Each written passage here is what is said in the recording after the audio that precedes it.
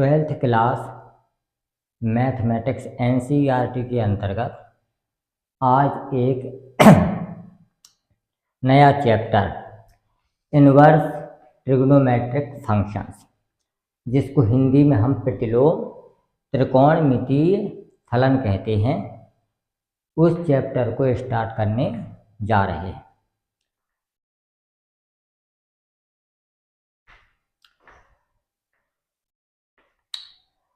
तो इसमें ये क्या है कि ये एक हमारा फंक्शंस है, इनवर्स ट्रिग्नोमेट्रिक फंक्शंस एक हमारा फंक्शंस है। फंक्शंस को हम इस तरीके से डिनोट करते हैं, F colon A tends to B. Functions को हम इस तरीके से डिनोट करते हैं। ए क्या है हमारा, इसको कहते हैं हम डोमेन। ये क्या है हमारा, ये हो जाएगा हमारा डोमेन, जिसको हम प्रांत भी कहते हैं। हिंदी में इसको हम कहते हैं प्रांत। और दूसरा है ये कोडोमेन।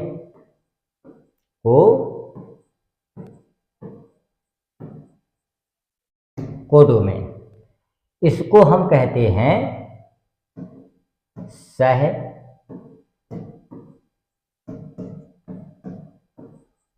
प्रांत। जो मेन फंक्शंस है फलन, उसको हम F colon A tends to B से निरूपित करते हैं। ए है हमारा डोमेन, बी है हमारा कोडोमेन। लेकिन जब इसी का हम इनवर्स निकालते हैं, इसी फंक्शंस का जब हम इनवर्स निकालेंगे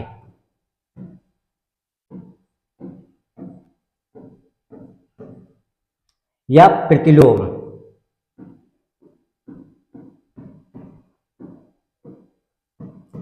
इसका जब हम प्रतिलोम निकालेंगे तो प्रतिलोम निकालने के लिए क्या हो जाएगा कि इसके डोमेन और कोडोमेन आपस में इंटरचेंज हो जाएंगे।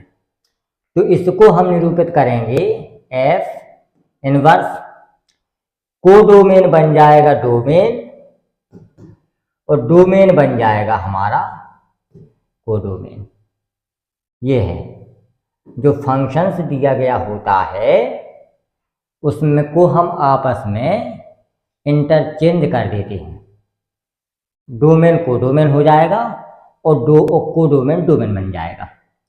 ये है जो मेन फंक्शंस होता है, ये है इनवर्स वाला कि इनवर्स में क्या होता है। जी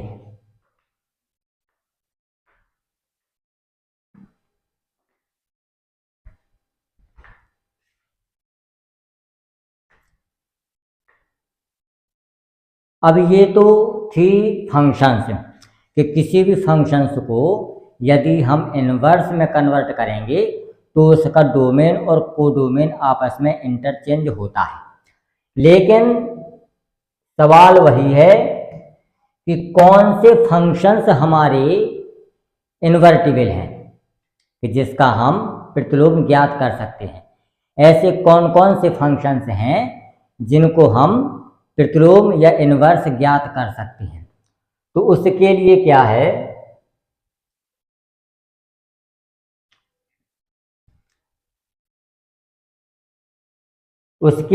है, यहां पे लिखें इन्वर्टिबल फंक्शंस।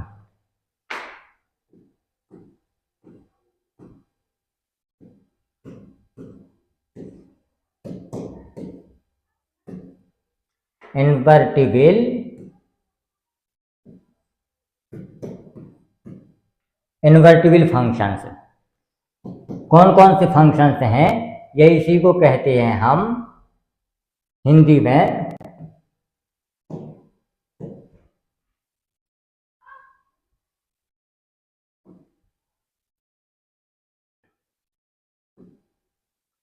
प्रतिलोम योग्य फलन।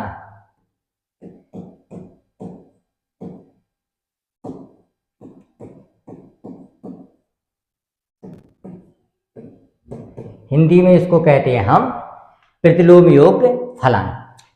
तो इसका जो देखा है हमने, जो फंक्शंस चैप्टर में पढ़ा था कि कौन कौन से फंक्शंस हमारे इन्वर्टिबल होते हैं, तो उसमें जो कंडीशन निकल के आती है कि फंक्शंस को हमारा 1 1 होना चाहिए, मतलब एक ही होना चाहिए,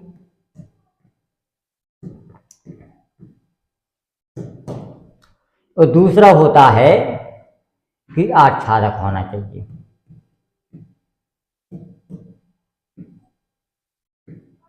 आच्छादक या ऑन टू, ये 2 कंडीशन आ जाए तब हम कहते हैं कि फंक्शन से हमारा इन्वर्टिबल होगा। लेकिन यहाँ पे जो नोट है हमारा, नोट में लिख लेना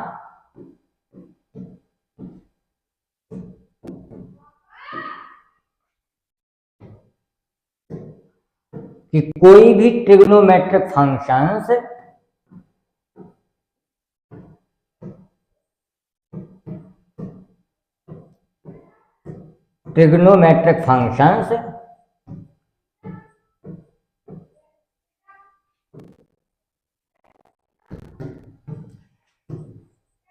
कोई भी ट्रिग्नोमेट्रिक फंक्शंस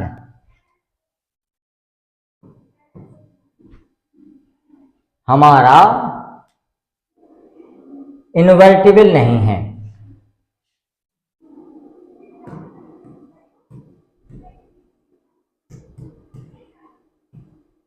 इन्वर्टिबल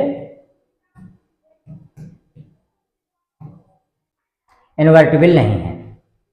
तो इन्वर्टिबल फंक्शंस की जो परिभाषा है कि ये फंक्शंस हमारे 1 1 होना चाहिए, एक ही होना चाहिए, और दूसरा है कि आच्छादक होना चाहिए।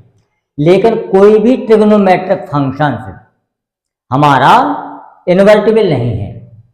लेकिन फिर भी हमको इनवर्स ट्रिग्नोमेट्रिक फंक्शंस का अध्ययन करना है। इनवर्स ट्रिग्नोमेट्रिक फंक्शंस का अध्ययन करना है। लेकिन जो परिभाषा कहती है कि कोई भी ट्रिग्नोमेट्रिक फंक्शंस हमारा इन्वर्टिबल नहीं है, तब हम क्या करते हैं कि इसके जो डोमेन है उस डोमेन को इस तरीके से लेते हैं कि वो हमारा फंक्शंस उस डोमेन के अंतर्गत इन्वर्टिबल हो जाएगा, उस डोमेन के अंतर्गत इन्वर्टिबल होगा, बाकी हर जगह इन्वर्टिबल नहीं होगा। तो यहां पे देखते हैं, जैसे एग्जाम्पल है,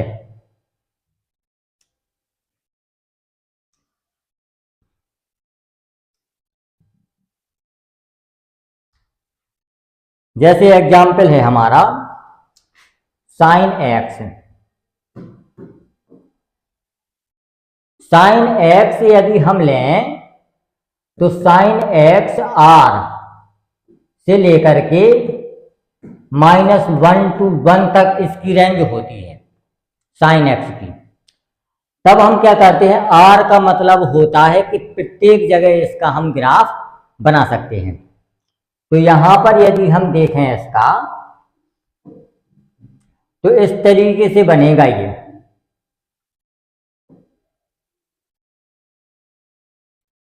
इस तरीके से इसका ग्राफ बनता है और आगे भी बनता चला जाएगा और पीछे भी बनता चला जाएगा। लेकिन यहां ये -1 रहेगा और ऊपर 1 ही रहेगा, चाहे जहां हम कर दें। लेकिन इस तरफ जो है ये वाली चीज दर्शाती है कि ग्राफ हमारा कहां से कहां तक बनेगा।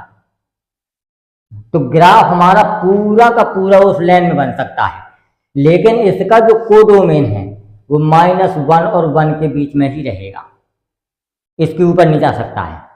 तो इसका जो बना है, अब एक एक ही देखने के लिए हम क्या करते हैं कि इस एक्स अक्ष के पैरेलल एक रेखा हम इस तरीके से खींचते हैं।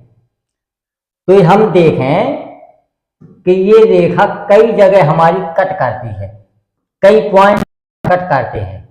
यहां पे देखें तो ये फंक्शंस हमारा मैनी टू 1 हो जाएगा बहुएक फलन।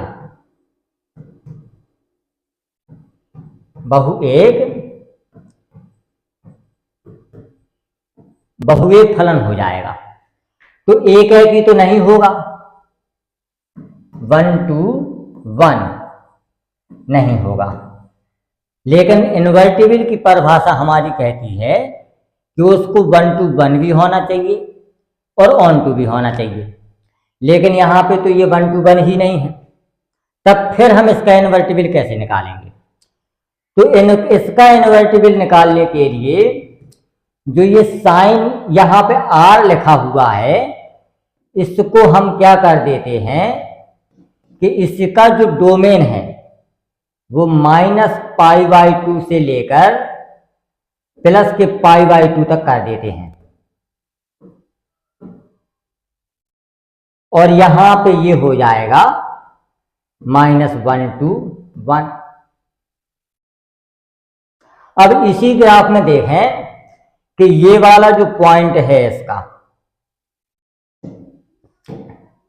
अब इसमें देखें कि ये वाला जो पॉइंट है ये माइनस के पाई को दर्शाता है और ये वाला जो पॉइंट है ये प्लस के पाई को दर्शाता है।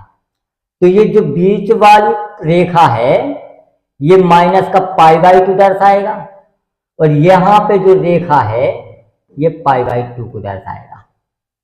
तो अब जो हमारा ग्राफ बनेगा वो ग्राफ कुछ इस तरीके से बनेगा। यहां पे हमारा रहेगा π/2, यहां से लेकर के यहां तक ये वाला हमारा π/2 आ जाएगा और ये आ जाएगा हमारा माइनस के π/2। अब यहां पे कितनी भी हम रेखा खींच दें, केवल हमें एक पॉइंट पर टच करेगा वो। तो इस प्रांत में -π/2 से π/2 के बीच में ये फंक्शन से हमारा एक ही बन जाएगा।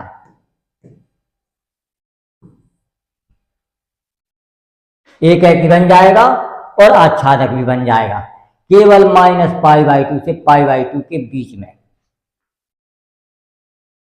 हम इनवर्स निकाल सकते हैं ट्रिग्नोमेट्रिक फंक्शंस का, केवल कुछ प्रांत के बीच में ही इसका इनवर्स निकाल सकते हैं। हर जगह इसका इनवर्स निकालना असंभव है। तभी हम इसको -π/2 से π/2 और -1 to 1 के बीच में रखते हैं। अब जब हम इसका इनवर्स निकालेंगे तो ये हो जाएगा sine inverse column -1 to 1 to -π/2 to π/2। Domain codomain बन गया, कोडोमेन डोमेन बन गया। ये है इसका कि इसका इनवर्स हम कैसे निकाल सकते हैं।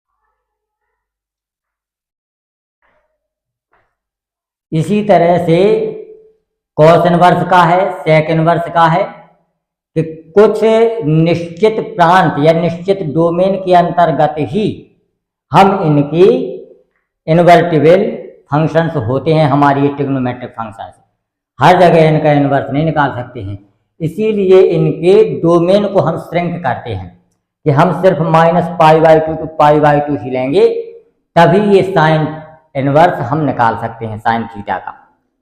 ये है।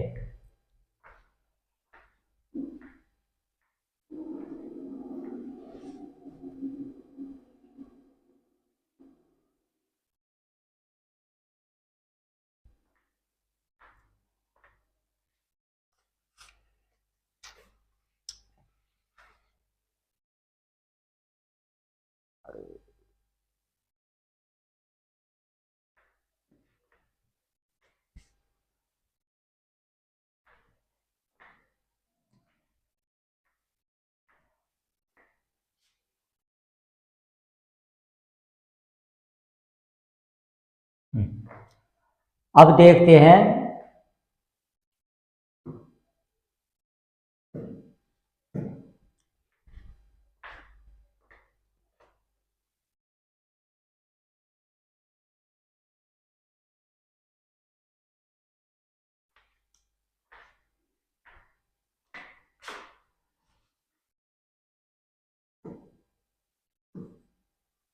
Man value. Main value number 1, number 2, 3, 4, 5, 6। Number 1 में आ जाएगा sine inverse column -1 to 1 to minus के π/2 टू π/2। दूसरा है कॉस इनवर्स -1 10:2, ये हो जाएगा 0 to π। कॉसेक इनवर्स कॉलम और सेक इनवर्स कॉलम, इसका हो जाएगा R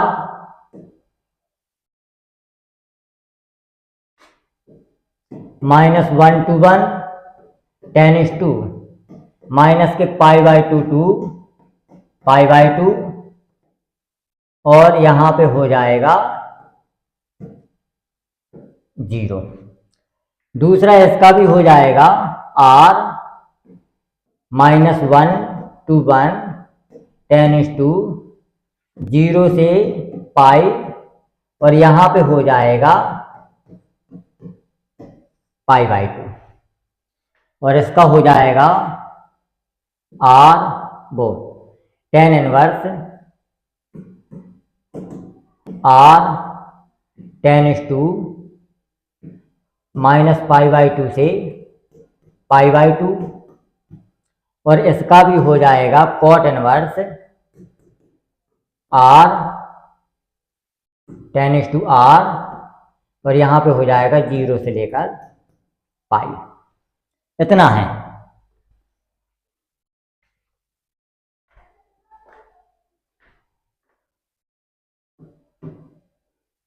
ये ओपन ब्रैकेट आएगा यहाँ पे,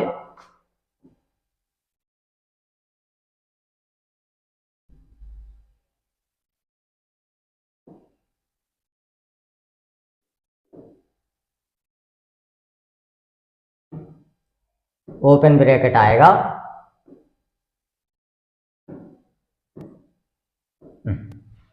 ये है। इसका मतलब होता है कि -1 और 1 को छोड़कर हर जगह ये कॉसेक और सेक हमारा इन्वर्टिबल है।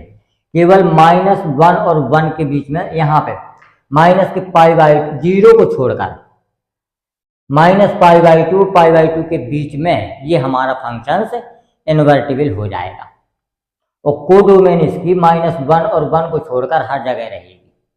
इसी तरीके से ये π/2 को छोड़कर प्रत्येक जगह ये इन्वर्टिबल हो जाएगा हमारा फंक्शन, और ये हमारा फंक्शन -π/2 से π/2 के बीच में इन्वर्टिबल है, ये 0 से π के बीच में इन्वर्टिबल है।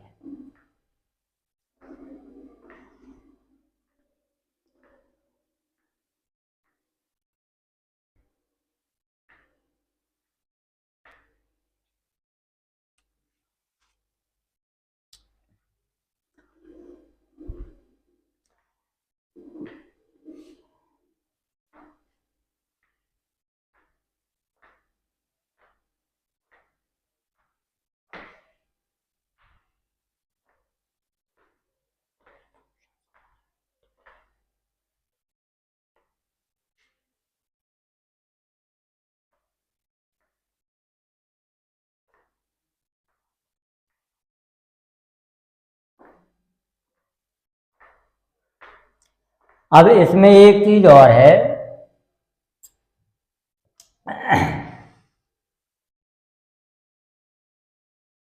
जैसे लिखा है हमारे पास साइन इनवर्स एक्स, तो ये जो एक्स दिया गया है हमको, ये दी गई है द वैल्यू ऑफ एंगल।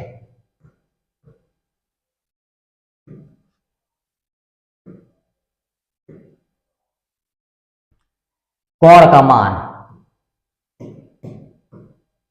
ये दिया गया है हमको, कोण का मान दिया गया है, कोण का मान दिया गया है। तो और ये पूरा का पूरा जो दिया गया है, ये पूरा का पूरा जो दिया गया है, ये दिया गया है हमको एंगल, जिसको हम थीटा के बराबर हम मानते हैं। एंगल हमारा ये है साइन इनवर्स एक्स पूरा, लेकिन जो एक्स दी गई है वो एंगल की वैल्यू दी गई है।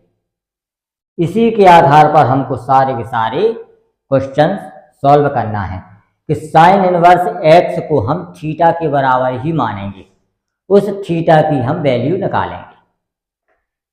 पूरे सवाल में, पूरे चैप्टर में हमें साइन इनवर्स एक्स या एक्स के स्थान पर कोई भी वैल्यू हो, उसको थीटा के बराबर ही मानना है। अब देखते हैं हम सवाल।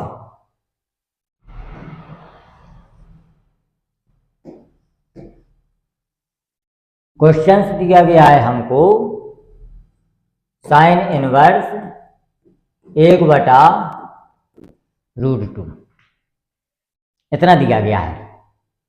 तो इसको हम क्या करते हैं, इसका ये हमें एंगल का मान ज्ञात करना है, तो इसको हम थीटा के बराबर मानेंगे। तो ये हो जाएगा हमारा साइन थीटा बराबर कितना हो जाएगा, 1/√2। अब हम क्या करते हैं कि अब इसमें देखते हैं कि जो साइन इनवर्स का जो बनता है हमारा, वो बनता है -1 to 1 10 माइनस के π/2 से लेकर π/2 तक, इतना बनता है। तो एंगल जो रहेगा हमारा वो इसी के बीच में रहेगा एंगल। अब हम देखते हैं इसके चरण को। जब चरण बनाएंगे तो ये पहला चरण हो जाएगा, ये दूसरा चरण हो जाएगा, ये तीसरा चरण हो जाएगा और ये चौथा चरण हो जाएगा। यहां पे देखते हैं तो ये ऑल पॉजिटिव है, सभी एंगल इसमें पॉजिटिव के हो जाएंगे। यहां पे देखेंगे तो ये साइन और कॉसेक, साइन और कॉसेक धनात्मक हो जाएगा, बाकी सब ऋणात्मक हो जाएंगे। और यहां पे देखें तो यहां पे टेन और कॉट धनात्मक, बाकी सब ऋणात्मक। और यहां पे देखें तो ये हो जाएगा सेक और कॉसेक धनात्मक, बाकी सब ऋणात्मक।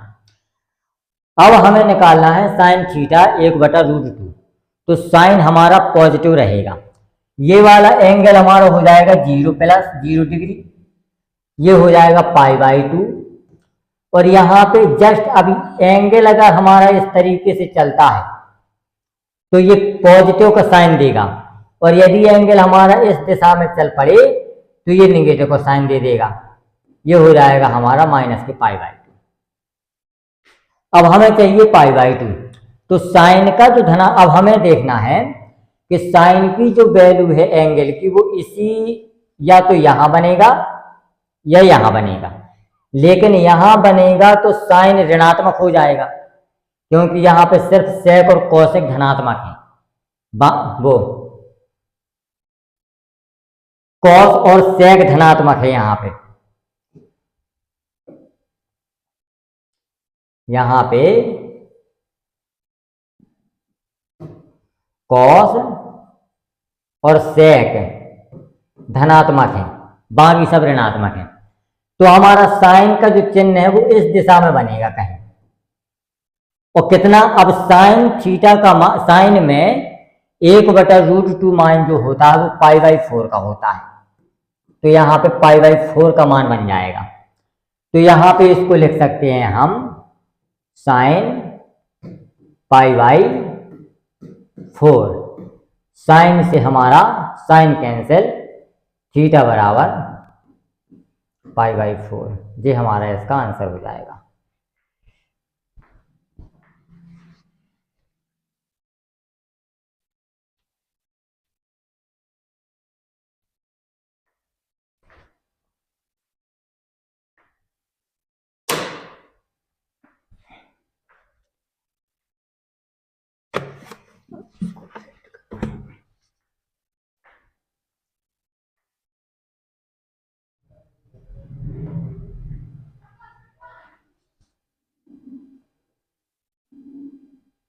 ये वाला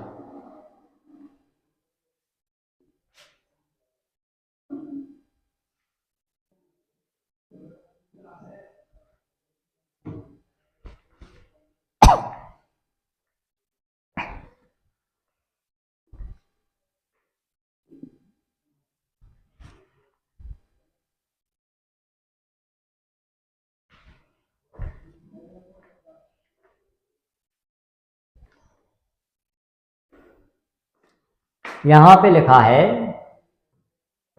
कॉट इनवर्स -1/√3, इसको हम मानेंगे थीटा, तो ये हो जाएगा कॉट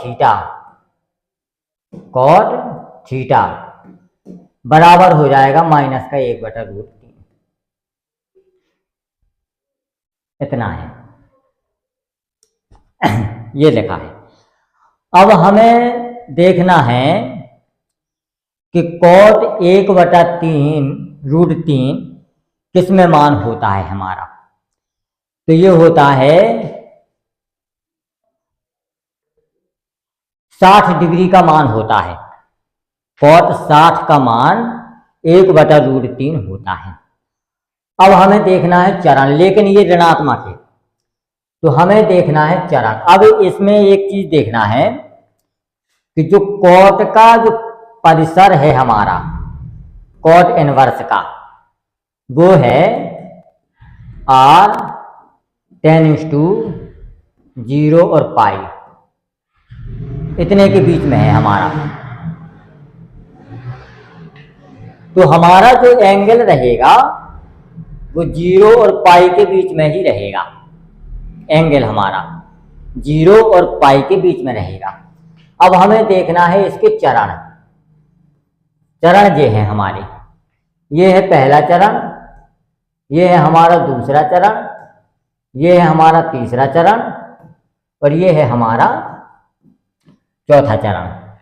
ये है 0, π/2, ये पाई है, और ये माइनस के π/2 या 3π/2 कुछ भी लिख सकते हैं, या 3π/2।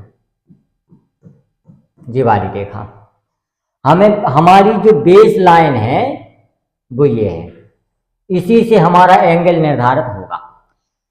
अब हमें देखना है कि कॉट में ऋणात्मक मान कहाँ कहाँ पे होता है, तो हमारा कॉट में ऋणात्मक मान दूसरे चरण में होगा और चौथे चरण में होगा, लेकिन हमारा जो एंगल है वो 0 और पाई के बीच में ही रहेगा, तो ये वाला एंगल, ये वाला चरण हम नहीं लेंगे, केवल हमारा चरण आता है अब दूसरा।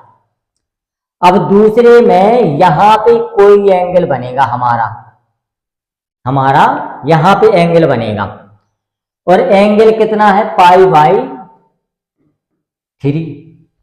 60 डिग्री का मान 1/√3 होता है। तो यहाँ पे हम जो लिखेंगे इसको, वो लिखेंगे कॉट थीटा बराबर कॉट का मान निकालना है हमको। और अब देखो बेस लाइन हमारी ये है, एंगल हमारा यहीं से निर्धारित होगा, तो पाई तो रहेगा हमारा, लेकिन पाई से π/3 हमारा पीछे एंगल बन रहा है, पाई से π/3 हमारा पीछे एंगल बन रहा, तो माइनस के π/3 कर देंगे हम इसको, और यहाँ पे लिख देंगे cot 2π/3। इस cot से ये cot हमारा कैंसिल हो जाएगा और आंसर आ जाएगा थीटा बराबर 2π/3। ये हमारा आंसर हो जाएगा।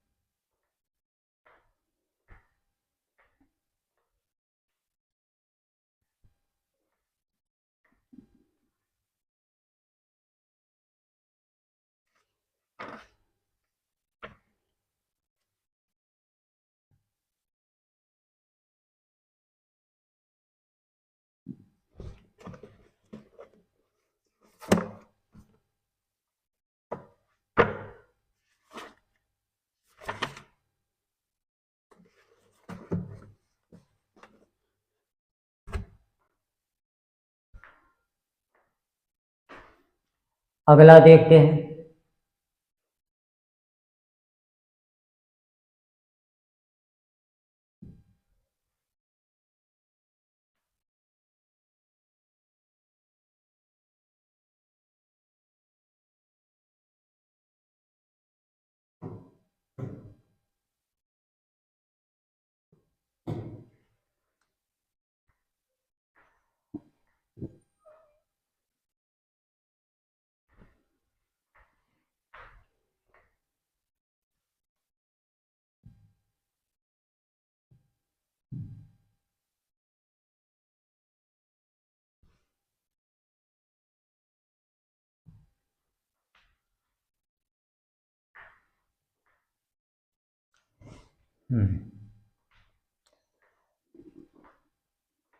पहला सवाल है,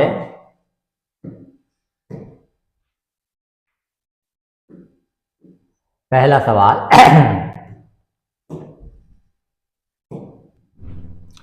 साइन इनवर्स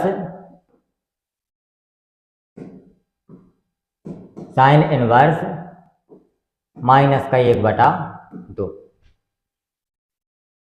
इसको हम मानेंगे थीटा के बराबर, तो हो जाएगा साइन थीटा बराबर 1/2। इसको लिखेंगे हम साइन थीटा बराबर साइन π/6 का मान होता है 1/2, 30 डिग्री का मान, साइन 30 का मान 1/2 होता है हमारा, तो यहाँ पे लिखेंगे π/6, और ये हमारा प्रथम चरण में होगा, तभी ये हमारा धनात्मक मान देगा, और प्रथम चरण में π/6 एंगल बनेगा, तो साइन से साइन हमारा कैंसिल हो जाएगा, थीटा बराबर π/6, ये हमारा आंसर हो जाएगा।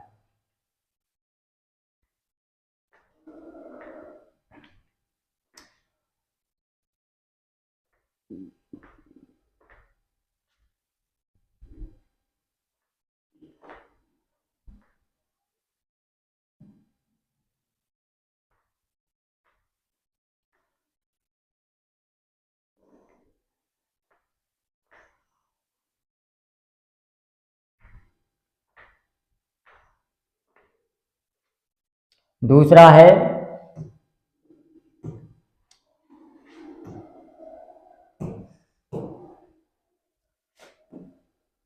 दूसरा नंबर है हमारा, दूसरे नंबर में कहता है कॉस इनवर्स √3/2, इसको हम थीटा के बराबर मानेंगे, तो कॉस थीटा बराबर हो जाएगा √3/2, और कॉस इनवर्स की जो रेंज होती है, कॉस इनवर्स की -1 to 1 10:0 से पाई के बीच में होती है, तो एंगल भी हमारा 0 से पाई के बीच में रहेगा।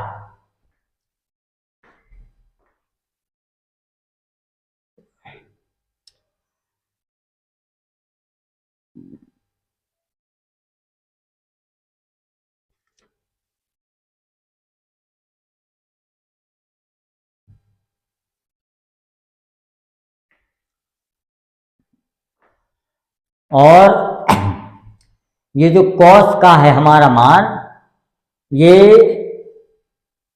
पहले चरण में धनात्मक होता है, पहले चरण में धनात्मक होता है, बाकी चरणों में ऋणात्मक होता है। और हमारी केवल जो एंगल है वो 0 से पाई के बीच में रहेगा, 0 से पाई के बीच में रहेगा। तो इसको लिख सकते हैं कॉस थीटा। और ये जो मान होता है हमारा, ये कॉस में होता है 30 डिग्री का मान, और 30 डिग्री को π/6 लिख सकते हैं हम। तो कॉस से कॉस कैंसिल, थीटा बराबर π/6, ये हमारा आंसर हो जाएगा।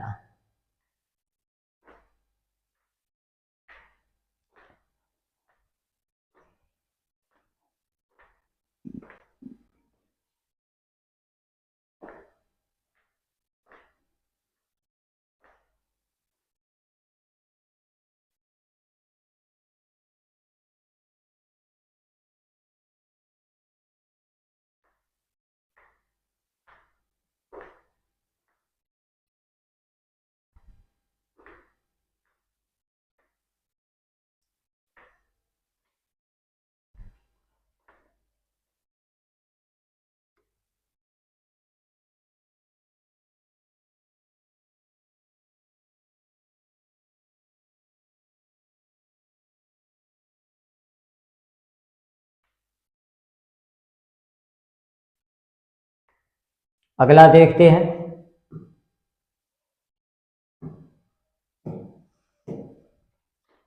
तीसरा,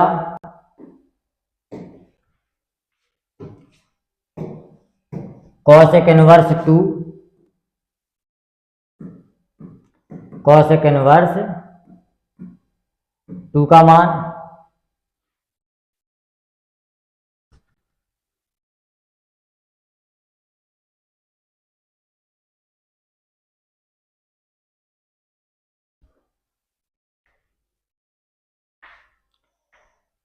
कॉसेक का जो रेंज होती है कॉसेक इनवर्स की, वो सब जगह होती है सिवाय -1 और 1 के। और इसका जो एंगल होता है वो -π/2 से π/2 के बीच में होता है, और 0 को छोड़कर, ये है। तो एंगल जो रहेगा इसका वो माइनस के π/2 से π/2 के बीच में रहने वाला है। तो यहां पे देखें, इसको हम मान लेते हैं थीटा, इसको क्या मान लेते हैं हम, थीटा। तो कॉसेक थीटा हो जाएगा, कॉसेक थीटा बराबर हो जाएगा 2। अब यहां पे देखते हैं कि ये जो मान है हमारा,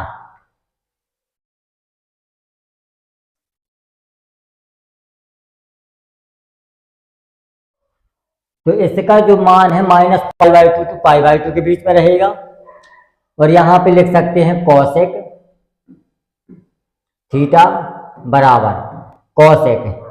अब यहां पे देखना है कि कॉसेक जो होता है वो साइन का उल्टा होता है, और साइन तो जो 2 लिखा है तो ये 1/2 का उल्टा है, और साइन 30 का मान होता है 1/2, तो कॉसेक 30 का मान हो जाएगा 2। तो यहाँ पे कॉसेक π/6 लिख सकते हैं इसको, और कॉसेक कॉसेक कैंसिल, थीटा बराबर π/6, ये आंसर हो जाएगा।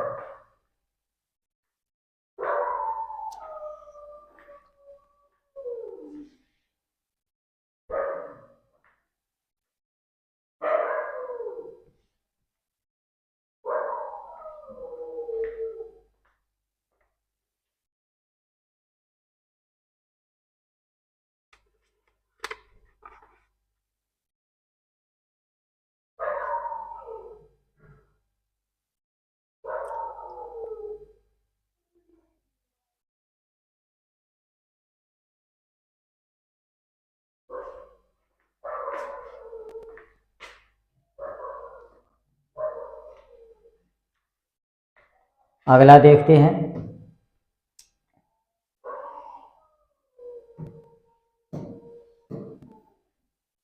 चौथा हो जाएगा tan इनवर्स माइनस के √3 बराबर थीटा। तो यहाँ पे हो जाएगा tan थीटा बराबर माइनस का √3। अब यहाँ पे देखें कि tan की जो लिमिट दी गई होती है tan इनवर्स की, वो दी गई है r से लेकर के -π/2 टू π/2। तो एंगल इसी के बीच में रहेगा, -π/2 से π/2 के बीच में। लेकिन हमें देखना है कि ये जो tan थीटा का मान है ये निगेटिव है, ये वाला चरण बना हमारा, यहाँ सभी पॉजिटिव होते हैं। लेकिन इस चरण में जो ये माइनस के π/2 वाला है ये 0 है, ये π/2 है। इस चरण में हमारा जो होता है चौथा चरण, इसमें tan और cot ऋणात्मक होते हैं। tan थीटा कैसा होता है? ऋणात्मक होता है। तो एंगल यहीं बनेगा कहीं, और 0 से यहाँ पे हटके बनेगा, 0 से पीछे बनेगा। तो इसका मतलब ये है कि tan थीटा बराबर, इसको लिख सकते हैं tan 0 माइनस, और √3 किसका मान होता है? 60 का। तो इसको लिख सकते हैं π/3। तो यहां पे लिख सकते हैं इसको tan माइनस के π/3,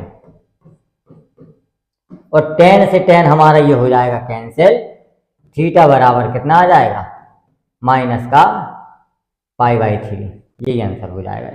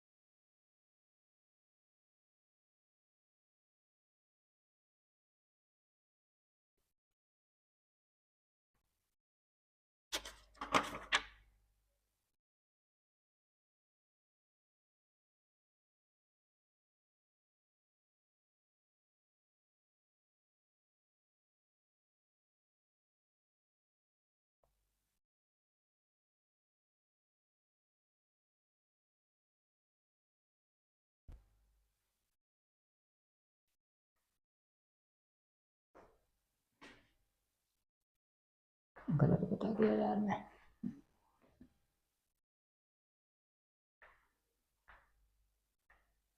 एडिट करना पड़ेगा।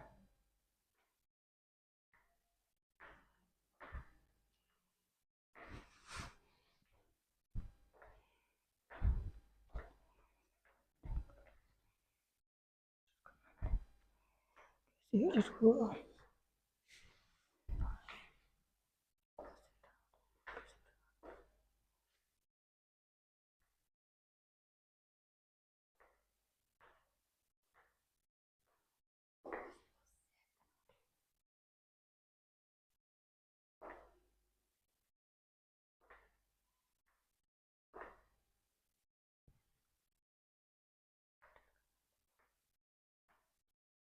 एडिट करना पड़ेगा।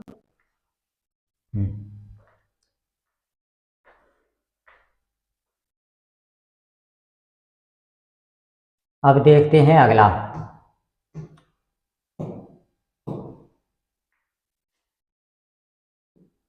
पांचवा सवाल दिया गया है cos इनवर्स माइनस का 1/2। इसको हम लिख देते हैं थीटा। तो ये हो जाएगा cos थीटा बराबर माइनस का 1/2।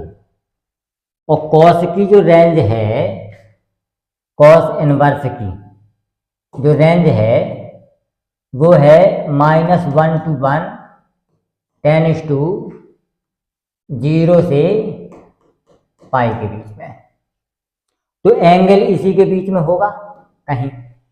अब हम बनाते हैं चरण।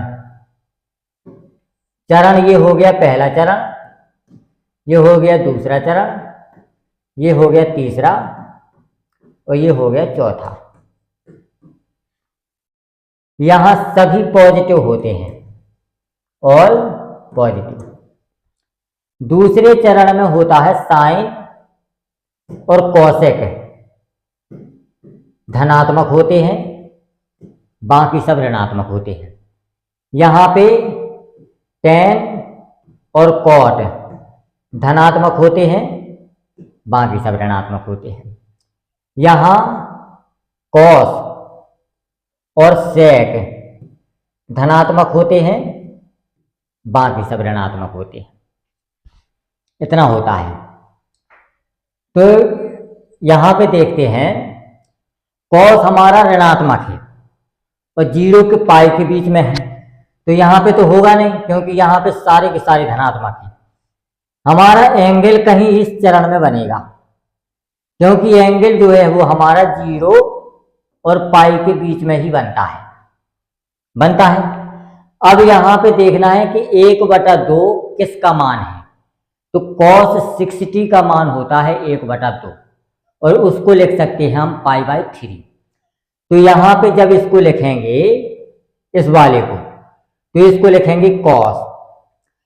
अब यहां पे देखना है कि π/3 का मान तो होता है, लेकिन जो ये π/3 है ये पाई से जस्ट पहले बन रहा है, तो इसको पाई माइनस का लगा देंगे, तो ये वाला हो जाएगा cos 2π/3। तो cos से हमारा ये cos हमारा कैंसिल हो जाएगा और थीटा बराबर आ जाएगा 2π/3। ये आंसर हो जाएगा हमारा।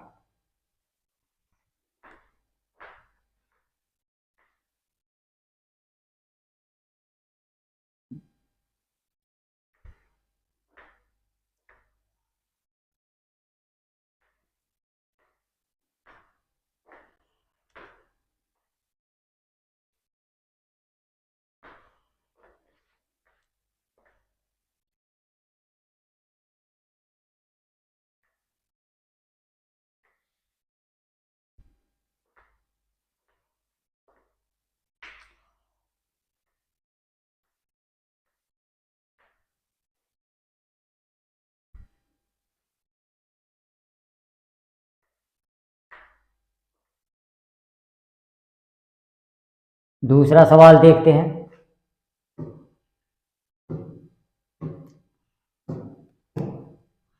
छठवां देखते हैं।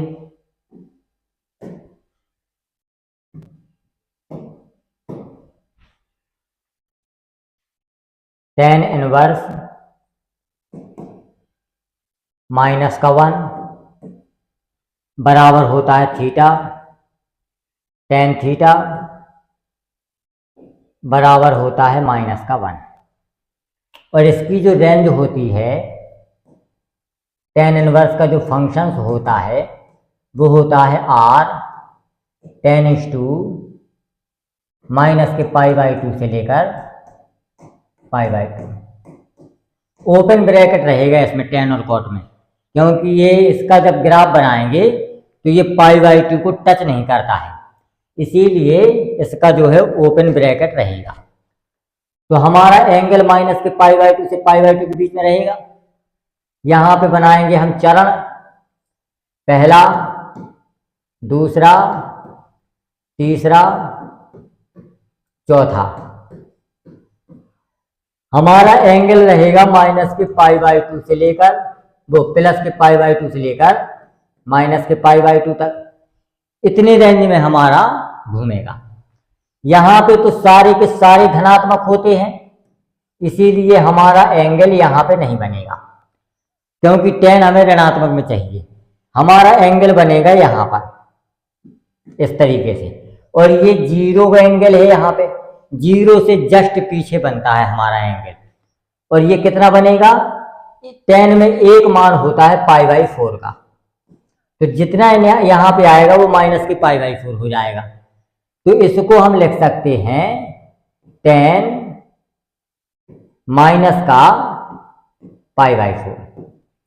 tan से हमारा ये tan कैंसिल हो गया, थीटा बराबर माइनस का π/4, ये हमारा आंसर हो जाएगा।